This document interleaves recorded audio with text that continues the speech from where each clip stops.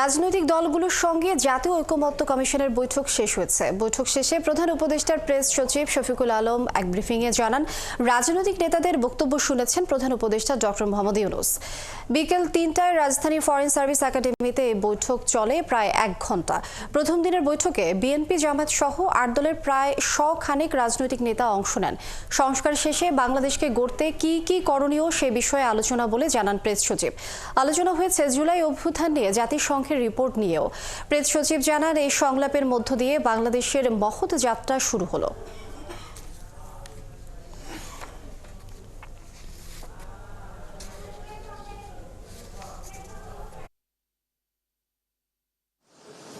একটা ঐক্যমত্য আনা, সবাইকে মিলি, কারোর উপর চাপিয়ে দেওয়ার জন্য না।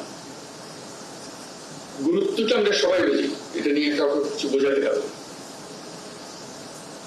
কিন্তু আমাদেরকে গ্রহণ করতে হবে, কাজে লাগাতে হবে।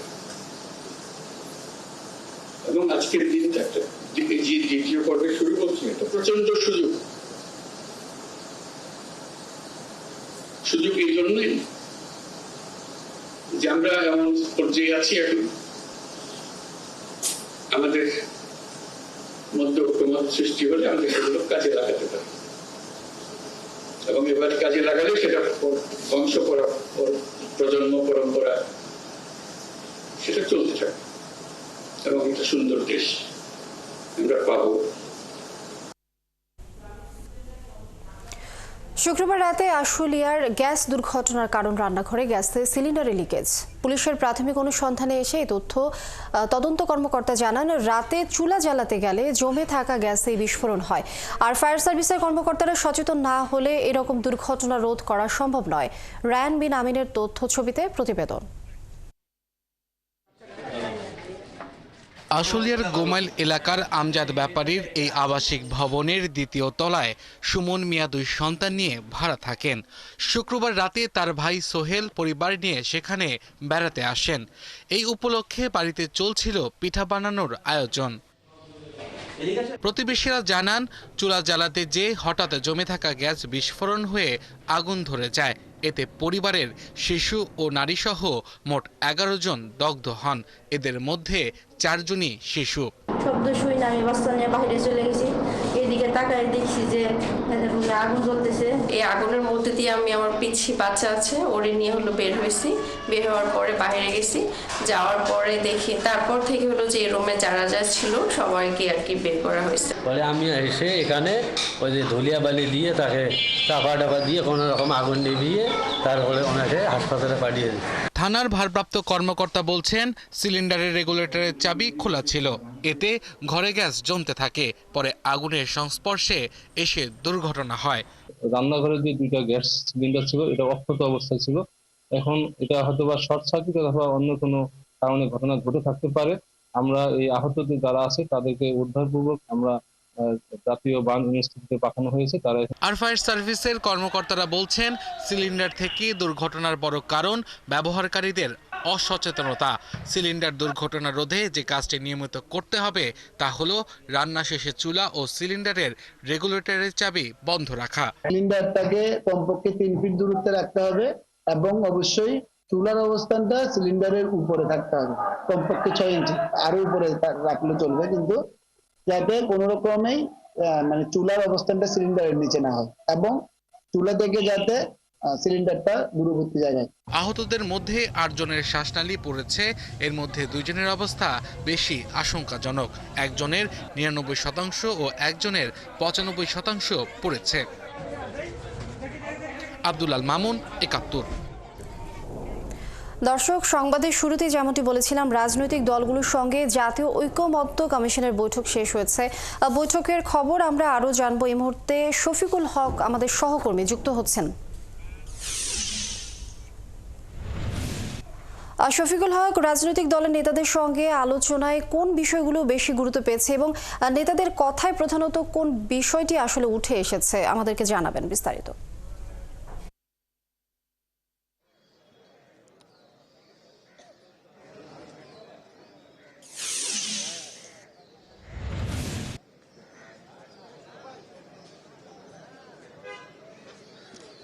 লিনিয়া, বৈঠকটি এখনো চলছে। বৈঠকটি কিছুক্ষণ আগে আসরের নামাজের বিরতিতে প্রধান উপদেষ্টার প্রেস সচিব যিনি রয়েছেন তিনি এখানে এসে সাংবাদিক সম্মেলন করে গিয়েছেন এবং পরবর্তীতে দু একটি দলের রাজনৈতিক নেতৃবৃন্দ যারা এখানে উপস্থিত ছিলেন তারাও এখানে বের হয়ে সাংবাদিকদের সাথে কথা বলেছেন। তবে বেশিরভাগ সদস্য, আপনাকে বলে রাখি যে 26টি দলের 100 প্রতিনিধি এখানে অংশ নিয়েছেন এবং তারা এখানে বক্তব্য রাখছেন। প্রধান উপদেষ্টা ইতিমধ্যে বক্তব্য দিয়েছেন এবং সেটি নিশ্চয়ই আপনি এর মধ্যে জানতে পেরেছেন যে তার বক্তব্যে তিনি যেটি বলতে চেয়েছেন যে নতুন বাংলাদেশ গড়তে যেই পদক্ষেপ অন্তর্বর্তী সরকার নিয়েছে সেই পদক্ষেপের যেন আরো সুন্দরভাবে সামনে এগোতে পারে, সেই সামনের পথ চলা সহজ করার জন্য আজকের এই বৈঠক। এবং বিগত সরকার পতনের আন্দোলনে যে রাজনৈতিক দলগুলো অংশগ্রহণ ছিল সেই দল মত বিভিন্ন জনকে নিয়েই আজকে তাদের মতামত এখানে প্রধান উপদেষ্টা শুনবেন।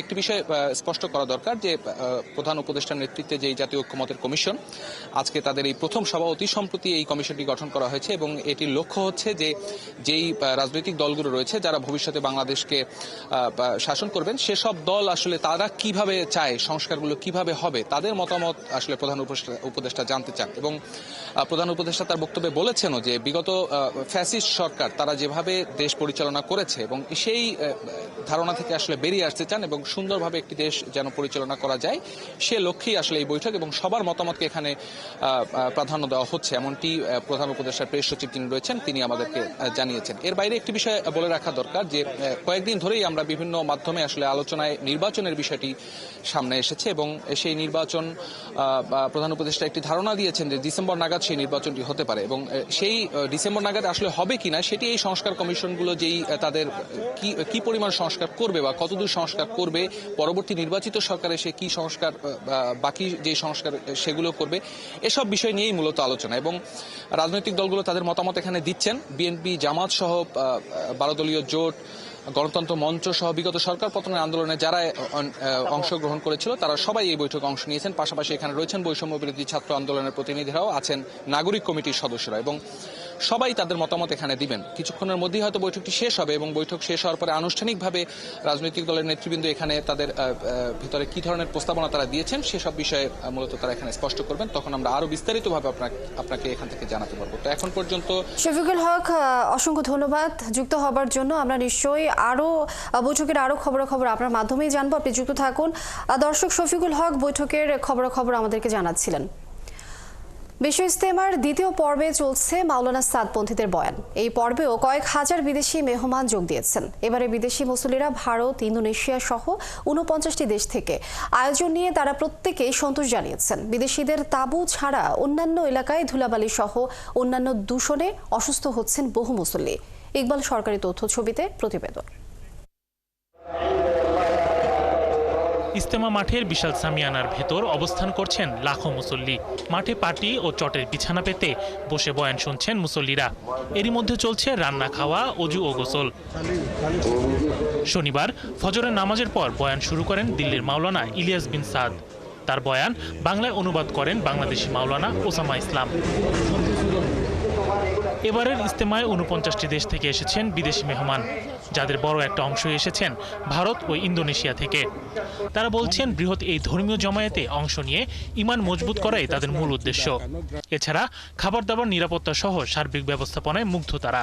Very good system, very good security, हर चीज़ की फारगी है, हर चीज़ का जो है ना कोई परेशानी नहीं है। यहाँ भी सारी चीज़ का अल्हम्दुलिल्लाह इंतज़ाम किया है इन लोगों ने। अल्हम्दुलिल्लाह is good इस्तिमा तोंकी because export kalimat la ilaha illallah Muhammad Rasul on the words. because the service, you have good people serving you, you have the service, the security, the transport, all have been arranged. Very good, mashallah. We have satisfied, alhamdulillah. Huh? We have Germany. যদিও ধুলা, অস্বাস্থ্যকর পরিবেশ সহ নানা কারণে অসুস্থ হয়ে পড়েছেন বহু মুসল্লি। অসুস্থদের বেশিরভাগই প্রবীণ। 2 দিনে মৃত্যু হয়েছে 3 জনের। আমাদের আলাদা আলাদা টিম তৈরি করা আছে প্রত্যেক ক্ষেত্রে এবং আমাদের সরকারি ব্যবস্থাপনা এবং বেসরকারিভাবেও আমাদের সাধারণ যারা বিভিন্ন ব্যবসা প্রতিষ্ঠানের লোকেরাও আমরা জানি বাইরে তারা চিকিৎসার সেবার ব্যবস্থা করছে। ইজতেমা ময়দানের নিরাপত্তা বাড়ানো হয়েছে। আইন শৃঙ্খলা রক্ষাকারী বাহিনীর সদস্যরা ময়দান জুড়ে টহল দিচ্ছেন। বিদেশিদের যে নিরাপত্তা, ওনাদের নিরাপত্তা ব্যবস্থা এত শক্ত, এত কঠিন যে ওখানে আসলে অন্য কেউ, এবং আমিও যদি যেতে চাই 3-4 বার আপনাকে জিজ্ঞাসাবাদ করে পরিচয় দিয়ে তারপর ঢুকতে হবে। রবিবার আখেরি মোনাজাতের মধ্য দিয়ে শেষ হবে দ্বিতীয় পর্ব অর্থাৎ বিশ্ব ইজতেমার 58তম আসর। শরীফ আজাদ প্রীতম, ৭১। আদালতের নির্দেশে ৮ বছর পর কক্সবাজারে টেকনাফের নাফ নদীতে মাছ শিকারে নিষেধাজ্ঞা তুলে নিয়েছে প্রশাসন। শুক্রবার থেকে জেলেরা মাছ ধরাও শুরু করেছে। তবে নাফ নদীর একটি অংশে নিষেধাজ্ঞা না তোলায় অখুশি জেলেদের আরেকটি অংশ। বিজিবি নির্ধারিত চেকপোস্টে টোকেন বা পরিচয়পত্র না দেখিয়ে মাছ ধরা যাবে না বলছে প্রশাসন। কামরুল ইসলাম মিন্টুর প্রতিবেদন, ছবি তুলেছেন হেলাল উদ্দিন। দীর্ঘদিন বন্ধ থাকার পর শুক্রবার আবারও কক্সবাজারের নাফ নদীতে শুরু হয়েছে মাছ শিকার। এরই মধ্যে দীর্ঘ ৮ বছর পর নিষেধাজ্ঞা তুলে নিয়েছে উচ্চ আদালত। মাছ শিকারে অনুমতি মিলেছে টেকনাফ ও শাহপুর দ্বীপ পর্যন্ত। এতে স্বস্তি ফিরেছে জেলেদের মাঝে। যে যার মতো স্রষ্টার আরাধনা করেছেন। মুসলিম জেলেরা পড়েছেন শুকরিয়া নামাজ। সনাতনী জেলেরা মগ্ন পূজা অর্চনায়। নির্দেশনা অনুযায়ী সকাল ৮টা থেকে বিকাল ৪টা পর্যন্ত বাংলাদেশের অভ্যন্তরে শাহপুর দ্বীপ থেকে টেকনাফ জেটি ঘাট পর্যন্ত মাছ ধরতে পারবেন জেলেরা। তবে মাছ শিকারে যাওয়ার সময় বিজিবি নির্ধারিত 5টি পোস্টে দেখাতে হবে টোকেন বা পরিচয়পত্র। এগুলো অনেক মাছ পাইছি, আরো বসাইলে আরো মাছ বেশি পড়বে। আমরা যখন খাঁচাতে বসাইছি তখন এরকম পাইছি, যখন আমরা আর ভালো করে বসাতে পারি আরো একটু এসে আরো বেশি পাবো। নাম নদী খুলছে বলি আমরা খুশি করি, প্রার্থনা করতেছি সবার জন্য মঙ্গল হবে, মঙ্গল হবে। এদিকে নাফ নদীর নীলাউ হোয়াইক অংশে এখনও নিষেধাজ্ঞা রয়েছে। এতে বৈষম্যের অভিযোগ এনে অসন্তুষ্টি জানিয়েছেন এখানকার জেলেরা। তারা বলছেন রোহিঙ্গা অনুপ্রবেশ আর মাদক পাচার বন্ধের যে কারণ দেখিয়ে নিষেধাজ্ঞা দেওয়া হয়েছিল তা তো হয়নি, উল্টো জীবিকার পথ বন্ধ হয়ে যাওয়ায় উলটপালট হয়ে গেছে পারিবারিক স্থিতিশীলতা। বিডিআর হতে খুলি নর তিয়ানল্লা আর খুলি দিলে আর শান্তি পাই, মার খুলি নদিলে আর রাস্তাতে আন্দোলন আমি কারা খুলি দিচ্ছে না সেটার আমরা জবাব চাই সরকার থেকে। খেতে পাচ্ছি একবেলা, খেতে পাচ্ছি না একবেলা, দিন মজুরি কাজ পাইছে পাচ্ছি না, অনেক কষ্ট হয়ে গেছে। এর আগে রোহিঙ্গা অনুপ্রবেশ আর মাদক পাচার রোধের কথা বলে টেকনাফের নাফ নদীতে মাছ শিকার বন্ধ হয় 2017 সালে। কামরুল ইসলাম মিন্টু, ৭১, কক্সবাজার। দর্শক, বৈঠক শেষ করে সাংবাদিকদের সাথে আন্দালি পার্থ ব্রিফ করছেন। আমরা সরাসরি যুক্ত হচ্ছি সেখানে। যারা শহীদ হয়েছেন এই ছাত্র জনতার আন্দোলনে, এই ফ্যাসিস্ট স্মরণ মুভমেন্টে, তাদের আত্মত্যাগকে আমাদের ভবিষ্যতে আমাদের কোনো কর্মকাণ্ড জানি কোনোভাবে অপমানিত না করে, ছোট না করে। যে স্বপ্ন নিয়ে এই ইন্টারিম গভর্নমেন্ট হয়েছে তার 6 মাস শেষ হয়েছে এবং আগামী 6 মাস কিভাবে সামনের দিকে আমরা সবাই একসাথে কাজ করব, এই যে কমিশনগুলির কাজ হয়েছে তারা কিভাবে আমাদের সাথে কমিউনিকেট করবে, সামনের দিকে আমরা কিভাবে করব, আমাদের কি কি প্রস্তাব আছে সেটা বিস্তরভাবে সামনে গিয়ে আলাপ হবে।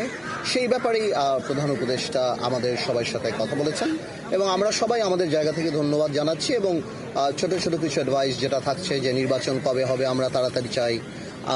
কোনো দল বলছেন, আমরা বলেছি যেমন আমরা স্থানীয় নির্বাচন আগে চাই না, কারণ স্থানীয় নির্বাচন দিলে 4,500 ইউনিয়ন পরিষদে সেখানে একটা মারামারি হওয়ার সম্ভাবনা আছে। একটা জানেন আপনারা ইউনিয়ন পরিষদের নির্বাচন অনেক বেশি রক্তক্ষয়ী সংঘর্ষ সেসব জায়গাতে হয় এবং গ্রাউন্ড রিয়ালিটি আলাদা। আওয়ামী লীগকে গ্রাউন্ড রিয়ালিটিতে অনেকেই মেনে নিবে না। তো এই সন্ত্রাস যাতে কোনোভাবেও না হয় এবং স্থিতিশীল জানি থাকে এবং কোনো ধরনের কোনো সংস্কারই জানি জাতীয় নির্বাচনকে বিলম্বিত না করে। আমাদের তরফ থেকে বলেছি, অনেকে বলেছে, অনেক রাজনৈতিক দল আবার চেয়েছে যে স্থানীয় নির্বাচনটা আগে হলে ভালো হবে। এভাবেই করে আলাপ চলছে। ঠিক আছে, আজকের যে আলোচনা হলো এটাতে আসলে মূলত কি হলো, মানে শুধুমাত্র আজকে ইন্ট্রোডাকশন হলো এরকম বিষয় না? এরকম কিছু না, মানে 6 মাস পরে সব রাজনৈতিক দলের সাথে বসলো। 6 মাসে আমাদের অর্জনটা কি, আমরা কতদূর গেলাম, এবং 6টা কমিশন যে কাজ করেছে আমরা কতদূর অর্জন করেছি এবং আমরা পাশে ছিলাম, আমরা সামনেও পাশে থাকবো। এবং এই যে আবার রিইউনাইট করাটা, এই যে মানে এত বড় একটা আত্মত্যাগ 6 মাস আগে, এতগুলি ছাত্র জনতার যে আত্মত্যাগ, সেটা জানি কোনোভাবেও নষ্ট না হয়। আমাদের এই অর্জনটা কোনো একটা সাধারণ অর্জন না। আমরা যেন নিজেদের স্বার্থে বা নিজেদের কোনো কারণে নিজেদের রাজনৈতিক উদ্দেশ্য হাসিল করতে ওইটাকে জানি আমরা কোনোভাবে আন্ডারমাইন না করি। তারপর কমিশনের নর্মাল আলাপ হচ্ছে এবং আমাদেরকে জানানো হবে, আগামীতে সিরিজ মিটিং হবে প্রত্যেকটা রাজনৈতিক দলের সাথে এবং সেখান থেকে ইনশাল্লাহ ভালো পজিটিভ কিছু বেরিয়ে আসবে। বর্তমান সরকার 6 মাস, আপনারা কি সন্তুষ্ট? আমরা সন্তুষ্ট, আমরা সরকারের পাশে আছি। যেটা ভুল হচ্ছে না হচ্ছে আনুষ্ঠানিক অনানুষ্ঠানিকভাবে তো আমরা সরকারের সাথে কথা চলছে। তা আমি মনে করি না বাংলাদেশে কখনো এরকম একটা সরকার আসছে যেখানে সকল রাজনৈতিক দল সবাই মিলে এই সরকারের পাশে দাঁড়িয়েছে, আন্তর্জাতিক মহল দাঁড়িয়েছে, জাতিসংঘ দাঁড়িয়েছে, সবাই। তো আমি মনে করি এটা জনগণের সরকার। ধন্যবাদ। Thank you.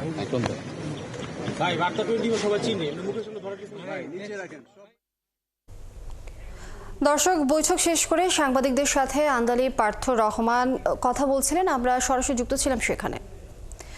তিস্তা মহাপরিকল্পনা বাস্তবায়নের দাবিতে 2 দিনের সমাবেশ করবে সামাজিক সংগঠন তিস্তা নদী রক্ষা আন্দোলন। আগামী 17 ও 18 ফেব্রুয়ারি তিস্তা পাড়ের 5 জেলার 11টি পয়েন্টে তারা সমাবেশ করবে।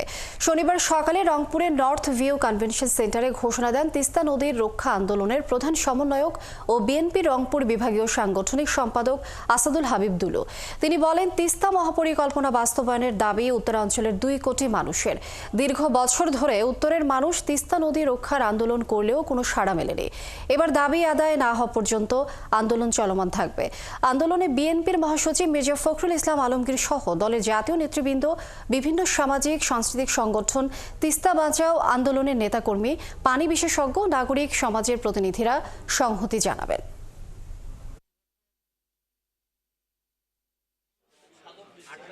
আশাবাদী যে আমাদের প্রিয় ভারপ্রাপ্ত চেয়ারম্যান, আগামী দিনের রাষ্ট্রনায়ক তারেক রহমান 18 তারিখ সন্ধ্যায় উনি আমাদের সঙ্গে স্কাইপিতে এই আন্দোলনের সংহতি প্রকাশ করতে আসবেন।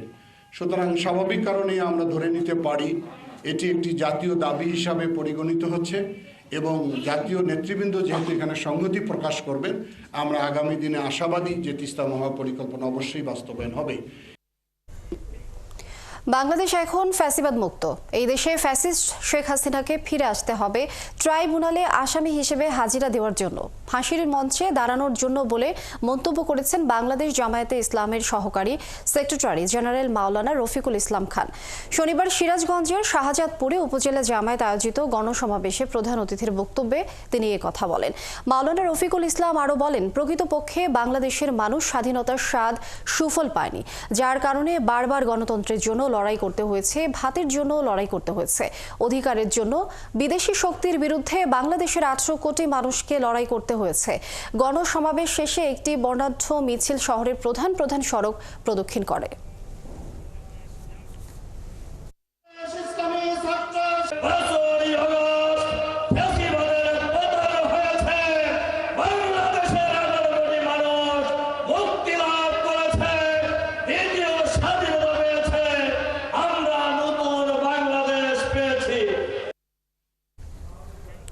পার্বত্য চট্টগ্রাম চুক্তি বিরোধী ও যুব স্বার্থ পরিপন্থী সব ষড়যন্ত্র প্রতিহত করার আহ্বান জানিয়েছে পার্বত্য চট্টগ্রাম জনসংহতি সমিতি। সকালে কুমার সুমিত রায় জিমনেসিয়াম প্রাঙ্গণে পার্বত্য চট্টগ্রাম জনসংহতি সমিতির 53তম প্রতিষ্ঠা বার্ষিকীর আলোচনা সভায় এ আহ্বান জানানো হয়। আলোচনা সভায় প্রধান অতিথি ছিলেন সাবেক সংসদ সদস্য ও জনসংহতি সমিতির সহসভাপতি উজাতন তালুকদার। উদ্বোধন করেন জনসংহতি সমিতির সদস্য সাধুরাম ত্রিপুরা। এর আগে জাতীয় সঙ্গীত ও দলীয় সঙ্গীত পরিচালনার মাধ্যমে জাতীয় পতাকা ও দলীয় পতাকা উত্তোলন করা হয়। পরে বেলুন উড়িয়ে আলোচনা সভার উদ্বোধন করা হয়। লাঠি ছোটা এবং ব্যাটের ক্রিকেটের ব্যাট ওরা তৈরি আর সেখানে পতাকা নিচেই সেখানে বাইরে রাখছে, সেই পতাকাও দিয়ে ছুড়ে মেরেছে, পতাকাতেও অপমান হয়েছে। এখন যদি একজন আদিবাসী যদি করতো সেটা অপরাধ, কিন্তু একজন বৃহত্তর জনগোষ্ঠীর লোক, সন্ত্রাসী লোক, সেইটা পতাকার অপমান করেছে, কোনো কিছু নাই। চট্টগ্রামের চন্দনাইশে অবৈধ ঝুঁকিপূর্ণভাবে ক্রস ফিলিং করার সময় 1672টি সিলিন্ডার জব্দ করেছে বাংলাদেশ সেনাবাহিনী। নির্বাহী ম্যাজিস্ট্রেট জানায়, চট্টগ্রাম কক্সবাজার মহাসড়কের চন্দনাইশের মেসরাজ নুসরাত এন্টারপ্রাইজের মালিক জালাল উদ্দিন দীর্ঘদিন ধরেই লাইসেন্স ছাড়া অবৈধ ঝুঁকিপূর্ণ উপায়ে সিলিন্ডারে গ্যাস ক্রস ফিলিং করছেন। এমন খবরে উপজেলা নির্বাহী ম্যাজিস্ট্রেট ডিপ্লোমেসি চাকমা শুক্রবার রাতে সেনাবাহিনীকে নিয়ে অভিযান চালায়। এ সময় তাদের উপস্থিতি টের পেয়ে পালিয়ে যায় মালিক জালালউদ্দিন। পরে ঘটনাস্থল থেকে জব্দ করা হয় 1672টি খালি গ্যাস সিলিন্ডার। এছাড়া গ্যাস আনা নেয়ার কাজে ব্যবহৃত একটি পিকআপ ভ্যান জব্দ করা হয়েছে।